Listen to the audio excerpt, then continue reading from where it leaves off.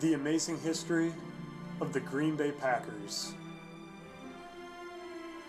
The Green Bay Packers were started in 1919 by the Indian Packing Company with the help of an ambitious young employee by the name of Curly Lambeau. Curly Lambeau and the Indian Packing Company had a vision that a football team would be started outside of their walls.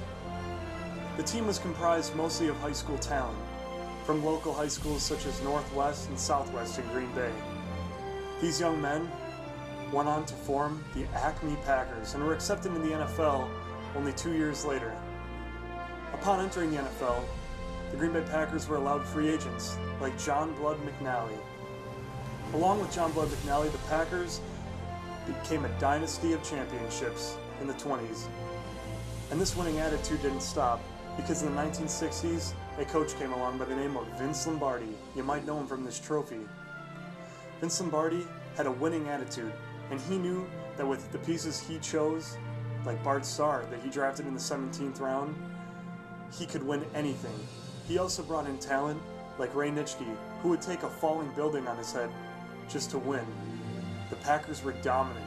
They showed the NFL that it took running the football and hard work and determination to win games.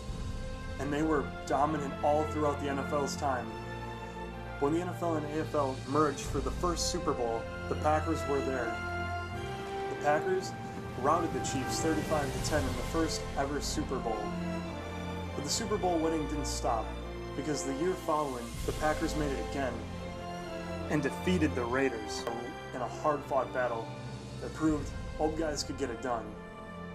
Winning came easy to Bart Starr, but it didn't last forever. When Bart took over the team in the 70s, the Packers were on a downswing. Sure, they had talent like Lynn Dickey and John Brockington, but they never made it back to the championship quality teams that Green Bay had been accustomed to in years prior. The Magic Man was their savior for a period, but they never made it to the championship until the 90s. Ron Wolf, the general manager, hired Mike Holmgren as head coach.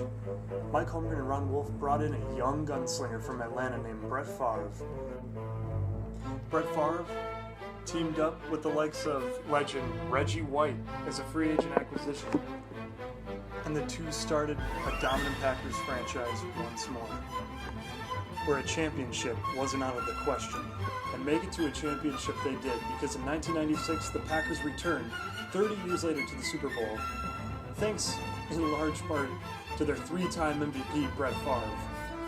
Brett Favre was unpredictable, wild, but he got the job done. And in those 90s, there wasn't a quarterback who was better. And thanks to his heroics, they did something great. They wanted to play the New England Patriots, and they won. The Packers even made it to a Super Bowl the year after against the Denver Broncos and John Elway. But John Elway and the Broncos proved to be too much for the Green Bay Packers, and they lost in a heartbreaking Super Bowl. After these years, Mike Sherman took over. And Mike Sherman never brought a caliber team back to Green Bay that was going to contend for a championship. He had a great quarterback in his prime, but he never could get the job done. Brett had many great seasons, thanks largely to a hometown hero in Donald Driver. But there was a new era dawning. Mike McCarthy accepted a head coaching position in 2006, and McCarthy teamed up with the new face of the franchise, Aaron Rodgers, a two-time MVP. Rodgers also had help. His help came in the form of Clay Matthews and several other awesome receivers. The Packers team was bound to go back, and go back they did, against another storied franchise like the Pittsburgh Steelers. The Packers ended up winning that Super Bowl and have set the standard for years to come for playoff teams in Green Bay. So why is Lambeau Field important? Why are the Packers important? Well, let me tell you, they mean everything to one small town in Green Bay. Heck, they mean everything to the state of Wisconsin and across the world. Things like free training camp for fans is unheard of in the rest of the NFL. Little kids can give up their bicycles for the NFL players and walk right beside them in the off-season.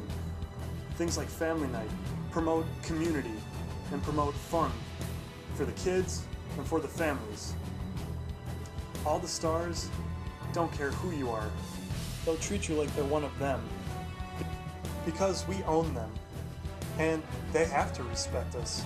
And ownership is kind of the lesson I think I would teach for a social studies class at the Green Bay Packers. Because when a person takes ownership of something, we usually think of it as one person taking ownership. But in fact, you can own something together. Just like in most of world history, a lot of nations decided it was better for people to share or become a democracy and not such a monarchy. Because when you put your minds together and you both take ownership and have respect, you can do great things. The Packers, they realize this. They realize that you can take a small town from not even being heard of on the map to being a storied franchise with legends. So I think the real lesson for middle schoolers would be to share, and when you do share, you can do great things. Thank you for watching.